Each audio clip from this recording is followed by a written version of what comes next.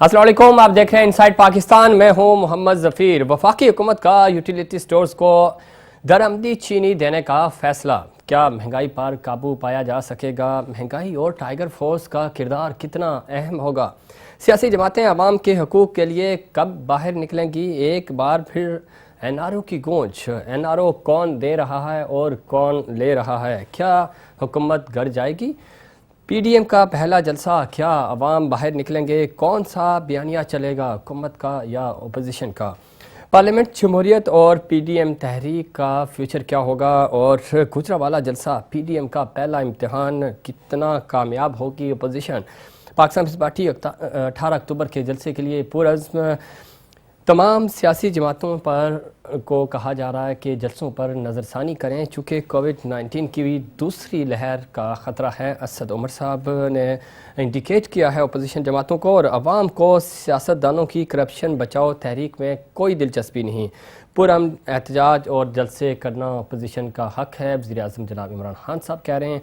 और जनवरी क्यों पाकिस्तान की सियासत में इंपॉर्टेंट होगा? फरवरी में कौन घर जाएगा और कौन हुकूमत करेगा, इसका फ़ैसला होना भी बाकी है। लेकिन कहा जा रहा है कि PDM तहरीक जो है वो अपोजिशन जमातों का जो एक ज़बरदस्त इत्तेहाद है, हुकूमत के लिए टफ़ टाइम साबित होगा। क्या ऐसा हुकूमत कर पाएगी? टफ़ टाइम होगा या नहीं, इस पर बात करेंगे। हमारे साथ स्टूडियो में मौजूद हैं जनाब नुमान रिजवी साहब हैं, आप सीनियर तज्ज़ियाकार हैं और कराची के हालात पे बहुत गहरी नज़र रखते हैं। बहुत शुक्रिया आपने प्रोग्राम में वक्त दिया। उनके साथ तशरीफ़ रखते हैं जनाब तौसीक अली होती, सीनियर रहनुमा हैं पाकिस्तान तहरीक इंसाफ के। आप शहीद रहनुमा तौफीक अली होती साहब के साहबजादे हैं, आपने पाकिस्तान के लिए शहादत दी। इमरान खान साहब के शुरू के बानी साथियों में से थे और हमेशा पाकिस्तान की बात करते हैं, पाकिस्तानियत की बात करते हैं। बहुत शुक्रिया, आपने भी प्रोग्राम में वक्त दिया। तौसीक अली होती साहब, आपकी हुकूमत है, अपोजिशन जो है वो सरापा एहतजाज है, वो आपको घर भेजना चाहती है। महंगाई कंट्रोल नहीं हो रही, आपके टाइगर फोर्स मैदान में आए हैं और क्या हिकमत अमली है ख़ास तौर पे महंगाई को कैसे कंट्रोल किया जाए? चूँकि इस वक्त सबसे बड़ा जो इशू है आम आवाम का है, महंगाई का है, वो कंट्रोल में होती हुई नज़र नहीं आ रही। अस्सलाम वालेकुम ज़फ़ीर भाई, आपका शुक्रिया कि आपने हमें मौका दिया। ये हमें विरसे में मिला है महंगाई, ठीक, ये इतनी जल्दी काबू नहीं पा सकती है। सही, ये 70 साल का बोझ है हमारे ऊपर, ठीक है, जो हम डायरेक्ट नहीं कर सकते। सही, हमें भी पता है, बिल्कुल सही बात है कि महंगाई बहुत ज़्यादा हो गई है। सही, मगर आप ये देखें कि गंदम जो सिंध के अंदर जो गंदम है, ठीक है, वो ज़ख़ीरा किया जा रहा है उसको। सही, ज़ख़ीरा अंदोज़ी हो रही है। अगर हम सिंध की बात करें, बिल्कुल ऐसे ज़ख़ीरा अंदोज़ी की जा रही है उसकी। इनके मिनिस्टर असम्बली के फ्लोर पर कहते हैं कि भाई वो जो फीड है वो चूहे खा गए। अच्छा, अरे बाबा, एक ऐसे कौन से चूहे हैं जो आपकी इतनी फीड खा रहे हैं? वो सही बड़े चूहे आप बिल्कुल वो आप ज़ख़ीरा करना छोड़ दें आप, ठीक है, सिंध की आवाम के ऊपर आप रहम करें। सही, वही आपका आटा आपको, जब आप ये सब चीज़ आप नहीं करोगे, आपको ये आटा 50 रुपये किलो मिलेगा। 50 रुपये किलो मिलेगा। बड़ी ज़बरदस्त बात कर रहे हैं। काश ये ऐसा होता भी, लेकिन चाहे सिंध हुकूमत हो या वफाकी हुकूमत, किसी भी जगह पे काम होता हुआ नज़र नहीं आ रहा। और अगर हम बात करें महंगाई की, तो महंगाई चारों सूबों में है। वफाक बराह रास्त चूँकि इन्वॉल्व है, आपकी हुकूमत है, तो महंगाई कंट्रोल होती हुई नज़र नहीं आ रही। सिंध हुकूमत ने गो के काम नहीं किए, लेकिन PTI के जो पिछले 2 साल गुजरे हैं वो भी कोई इतने खातिर खा उसमें कारकर्दगी नहीं दिखा सके। नुमान साहब, क्या समझते हैं? महंगाई बहुत ज़्यादा है, आम आवाम परेशान हैं। आपको क्या लगता है कि हुकूमत की कोई पॉलिसी है, हुकूमत इन चीज़ों से आम आवाम को छुटकारा दिला सकेगी? हर हुकूमत की ख्वाहिश तो ऐसे ही होती है, जैसे कि अभी इन्होंने जिक्र किया। लेकिन बात यह है कि इन्होंने भी सिर्फ जिक्र ही किया ना। सही, अमली तौर पे हमें कुछ दिख नहीं रहा। 2 साल काफ़ी अरसा होता है। और सबसे बड़ी बात यह है कि ये कोई नए लोग नहीं हैं कैबिनेट्स में या हुकूमत में, ये सब पुराने खिलाड़ी हैं। इनको बहुत अच्छी तरह पता है कि मामलात क्या हैं। मतलब ऐसा नहीं कि बिल्कुल वज़ीर-ए-आज़म इमरान खान हो सकता है कि पहली दफ़ा इस तरह हो रहा है, लेकिन जो इनकी नीचे की टीम है वो माहिर टीम है और हर हुकूमत का हिस्सा रही है। उसी टीम से काम कराया जा रहा है और अब उम्मीद भी उसी टीम से लगा रहे हैं कि महंगाई में कमी हो जाएगी। ये थोड़ा सा तजाद है। ठीक है, तजाद है। क्या पॉलिसीज़ हैं आपकी? आपको लगता है प्राइम मिनिस्टर साहब, आपकी फेडरल कैबिनेट का आज भी इजलास हुआ, بڑے سیریس نظر آ رہے ہیں عمران خان صاحب. وہ کہہ رہے ہیں کہ مہنگائی اس کو کنٹرول کرنا ہے, اس پہ چیک اینڈ بیلنس بھی رکھتا ہے. ذخیرہ اندوز کہاں کہاں بیٹھے ہیں, کون ذخیرہ اندوزی کر رہا ہے, آٹے میں, چینی میں, دالیں, یہ سب چیزیں عام عوام کی پہنچ سے دور ہوتی جا رہی ہیں. اور اس وقت سب سے زیادہ اگر کسی کو خطرہ ہے آپ کی حکومت کو تو اس مہنگائی سے ہے, اپوزیشن سے نہیں ہے. سر خان صاحب نے بالکل آن لائن لیا ہوا ہے, یہاں تک کہ M N A M P کو آن لائن لیا ہوا ہے کہ آپ ٹائیگر فورس کے ذریعے آپ دکانوں پہ جائیں اور جیسی ان کا مطلب جو مہنگا دے رہا ہے سامان آپ ٹائیگر فورس تو آپ کی صحیح ہے, لیکن آپ کی ریٹ کہاں ہے؟ ٹائیگر فورس تو ایک وہ ادارہ ہے, رضاکار ہیں. عام آپ کی جو پولیس ہے, آپ کے جو کمشنرز ہیں, وہ کہاں ہیں؟ سر نہ پولیس ہماری ہے نہ کمشنرز ہمارے ہیں. کس کے ہیں یہ؟ وہ سندھ حکومت کے. سر اچھا تو سندھ کے, چلو سندھ میں, وفاق میں, پنجاب میں کس کے ہیں, کے پی میں کس کے, کے پی میں کیا دودھ کی نہریں بہ رہی ہیں؟ سر بات یہ سر مگر جو سندھ میں جو ہو رہا ہے نا سر وہ کے پی کے, وہ پنجاب میں نہیں ہے. اچھا وہاں گندم کی چوری نہیں ہے. اچھا گندم شارٹیج سب سے زیادہ وہاں ہے تو سر سندھ میں. سر اور سندھ سے زیادہ وہاں پہ آٹا وہاں پہ مہنگا, چینی وہاں پہ مہنگی. جہانگیر ترین کس کیس میں اندر ہیں؟ مطلب جو کیس بنا اندر تو اب وہ چلے گئے ہیں, آپ کا ذرا ان کو آشیرواد حاصل ہے حکومت کی. نہیں سر ایسی کوئی بات نہیں سر, کوئی آشیرواد حاصل نہیں ہے ان کے اوپر بالکل.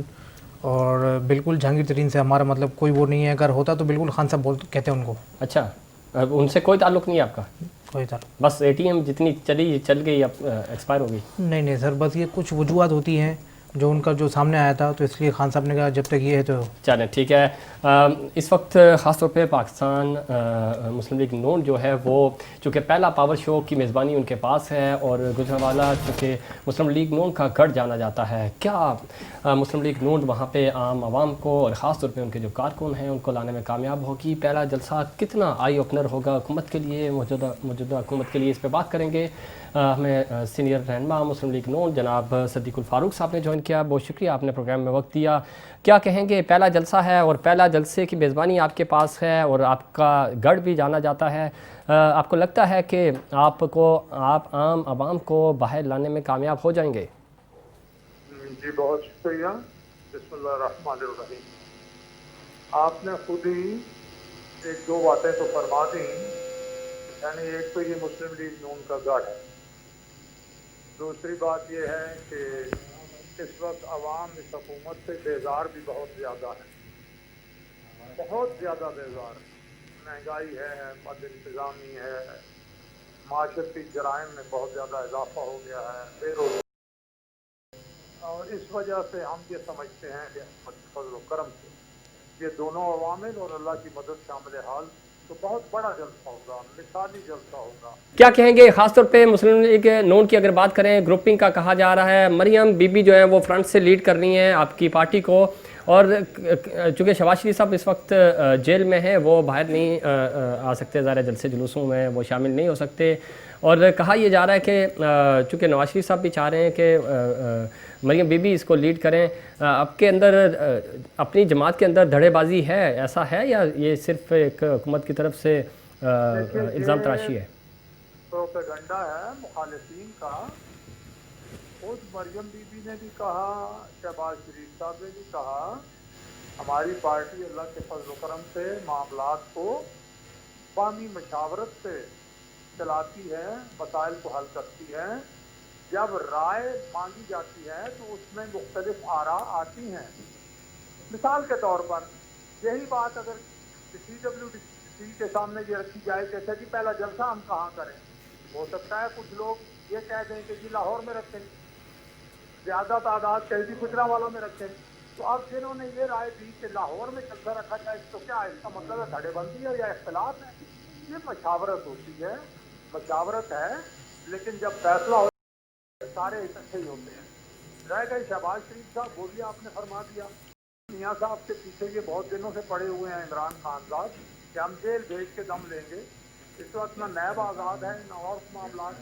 آپ نے دیکھ لیا کہ کیسا انہوں نے غداری کا مقدمہ جو ہے وہ کھڑا کر دیا, وزیراعظم سمیت کر دیا. تو یہ اس طرح کے کام کر رہے ہیں. ہماری پارٹی اللہ کے فضل و متحد.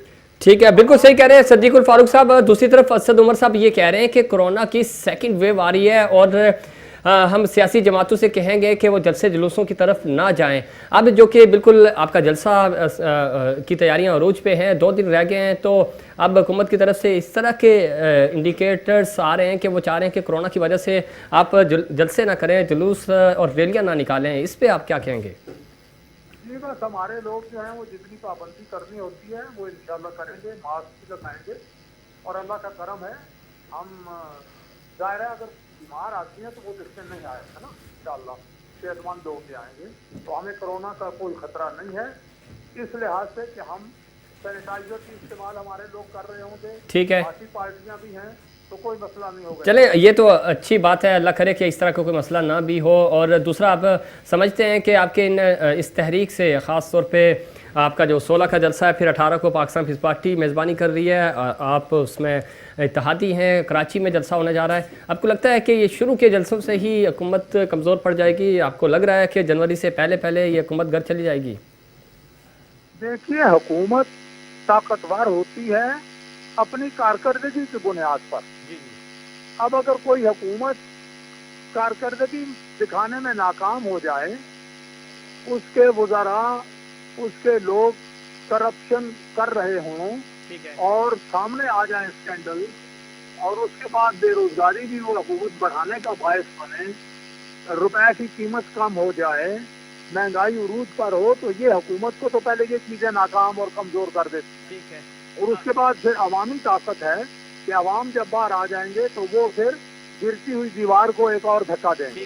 تو آپ دیکھیں گے انشاءاللہ کہ عوام ہی کے ذریعے اس حکومت پر اتنا پریشر پڑ جائے گا.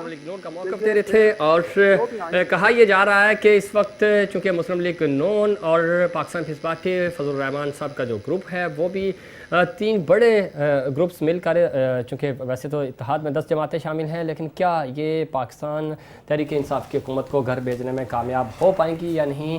اور دوسری طرف اگر عام عوام کا کہا جائے تو ابھی تک کسی بھی جلسے میں, کسی بھی جلوس میں, جو کہ کنونشن تھا پاکستان مسلم لیگ نواز کا, اس میں بھی عام عوام نہیں, کارکن نہیں آتے ہیں. اور اگر پاکستان پیپلز پارٹی کی بات کریں تو انہوں نے پچھلے ہفتے جو ریلی نکالی تھی اس میں بھی چند 100 لوگ تھے. لیکن کیا صحیح معنوں میں عام عوام تک یہ تحریک پہنچ پائے گی؟ اس پہ بات کریں گے. ہمیں اسٹوڈیو میں جوائن کیا ہے پاکستان پیپلز پارٹی کی سینئر رہنما ہیں مسرت نیازی صاحبہ نے, گو کہ وہ اپنی حکومت کی اور کارکردگی کی طرح لیٹ ہی آئی ہیں, تو بہت شکریہ آپ نے وقت دیا. بسم اللہ الرحمن الرحیم. دیکھیں, میں آپ کے پروگرام میں گزشتہ 3 سال سے آ رہی ہوں, ٹھیک ہے, کبھی لیٹ نہیں ہوئی, اور اگر لیٹ ہوں تو اس کا بھی کریڈٹ اگر آپ میری پارٹی کو دیتے ہیں تو یہ ناانصافی ہوگی, کیونکہ بہت رش تھا اور میں آئی ہوں اس وقت کورنگی میں ایک پروگرام تھا میرا, اور وہاں سے آئی ہوں تو یقیناً اس وقت رش کا ٹائم تھا. اور اچھی بات کی آپ نے. یہ ٹریفک عام شہری جو ہے ہمارے کراچی کے, وہ ڈیلی بیسس پہ فیس کرتے ہیں. آج آپ کو لگا چونکہ آپ کے آگے پیچھے پروٹوکول کی گاڑیاں گھوم رہی ہوتی ہیں تو شاید راستے کلیئر مل جاتے ہیں. عام عوام بیچارے ڈیلی بیسس پہ 1 گھنٹے کا سفر 3 گھنٹے میں طے کرتے ہیں. مینجمنٹ آپ ہی کی ہے, یہ صوبہ آپ ہی کا ہے. بالکل, یہ صوبہ نہ صرف میرا ہے بلکہ آپ کا بھی ہے. ہمارا تو ہے ہی ہے, ہم تو آن کر رہے ہیں, آپ آن نہیں کرتے نا. نہیں, بالکل ہم تو آن کر رہے ہیں, لیکن آپ نہیں آن کر رہے. جس طرح آپ نے ابھی تھوڑی دیر پہلے کہہ دیا کہ جی چند دن پہلے جو پاکستان پیپلز پارٹی نے جلسہ نہیں بلکہ ریلی نکالی تھی ہم نے, اور اس ریلی میں آپ کی جو چشمے کی نگاہ ہے, آپ کا چشمہ بتا رہا ہے کہ 100 لوگ تھے. تو اس کو دیکھیں چند 100 لوگ تھے. اگر ہم نے جو ریلی نکالی تھی اس کا مقصد قطعی لاکھوں کی تعداد میں لانا نہیں تھا, لوگوں کو یہ بتانا تھا جو نفیس. دیکھیں الحمدللہ آپ کو پتہ چل جائے گا 18 اکتوبر کو کہ ہمارے پاس لوگ ہیں یا نہیں ہیں. تو مقصد یہ تھا کہ وہاں ان لوگوں کو جو پی ٹی آئی کے اتحادی نفیس لوگوں کو بتانا تھا کہ یہاں پہ یکجہتی کا مقصد تھا ہمارا مقصد لوگوں کو گھروں سے لا کے اور ایس او پیز پہ عمل کیا گیا. کوئی ایک فوٹیج بتا دیجئے کہ جہاں ایس او پیز پہ عمل نہیں کیا گیا یا ہم لوگوں نے اس کو اچھا چھوڑے ایس او پیز کو. عوام کو مہنگائی سے تنگ ہیں, یہ عوام سندھ حکومت سے تنگ ہیں, وفاق سے تنگ ہیں, ان کے لیے کچھ کریں. دیکھیں اگر عوام مہنگائی سے تنگ ہے تو اس میں انکلوڈڈ آپ کے اور میرے بھی, ہم سب بھی شامل ہیں, اور عوام ہی کے لیے ہم اپنے شہداء کو بھی خراج تحسین پیش کرنے چاہ رہے ہیں. اور میرے چیئرمین جب اسپیچ کریں گے یا بتائیں گے میرے پوری قیادت, تو صرف اور صرف اپنے لیے, کوئی ہمارا ایجنڈا نہیں ہے, ہم شہیدوں کو خراج عقیدت پیش کریں گے اور عوام کے لیے اکٹھے ہو رہے ہیں. جتنی اپوزیشن کی جماعتیں وہ عوام کے لیے اکٹھی ہوئی ہیں. کاش مسرت نیازی صاحبہ آپ شہیدوں کے لیے اکٹھے ہوتے, کاش آپ سندھ کے عوام کے لیے اکٹھے بالکل ہوتے, اسی کے لیے کاش عام عوام کے لیے اکٹھے ہوتے. آپ اکٹھے ہوئے ہیں تو عمران خان کے خلاف ہوئے ہیں, آپ اکٹھے ہوئے ہیں تو اقتدار کی خاطر ہوئے ہیں. اگر شہداء کے لیے ہوتے ہیں تو شہداء کو آج پورے تقریباً یہ 2008 کا واقعہ ہے اور آج دیکھ لیں 2007 میں 18 اکتوبر کو بی بی جب کراچی آئی تھی, تو آپ اگر ان شہداء کو انصاف دلا دیتی, آپ ان شہداء کے لیے کچھ کام کر دیتے تو ہم کہتے کہ واقعی اب شہداء کے لیے اکٹھے ہوئے ہیں. جی بالکل شہداء کے لیے اکٹھے ہوئے اور بالکل ہم نے شہداء کے لیے جتنا بھی پاکستان پیپلز پارٹی کر سکتی تھی کیا, اور اس کی ہم نے آپ سے کہا ہے کہ شہداء ہی کے لیے اکٹھے ہوتے ہیں. پاکستان پیپلز پارٹی ہے ہی عوامی پارٹی اور عوام کے لیے اکٹھی ہوتی. آپ نے کہہ دیا عمران خان کے لیے, ہم تو کہتے ہیں کہ اس کرونا کے وائرس سے تو ہم بچ گئے, خدا کرے کہ اس وزیر اعظم جو کرونا ہے اس کے وائرس سے جو نا 22 کروڑ عوام بچ جائے, اور اس بچانے میں بھی پاکستان پیپلز پارٹی اور جو دیگر اس کی الائنس کی جماعتیں وہ اسٹرگل کر رہی ہیں, تو عوام کے لیے کر رہی ہیں, اپنی ذات کے لیے کوئی بھی نہیں کر رہا. چلے کاش عوام کے لیے کر رہے ہوتے, اور ہم امید کر رہے ہیں کہ آپ عوام کے لیے نکلیں, عوام کے لیے کچھ اچھا ہو, چاہے آپ کریں یا عمران خان صاحب کریں. ہمیں خوشی ہوگی کہ ہم عوام ترقی کر رہے ہیں, پاکستان ترقی کر رہے ہیں. ناظرین اس پہ مزید بات کریں گے لیکن اس سے پہلے کمرشل بریک.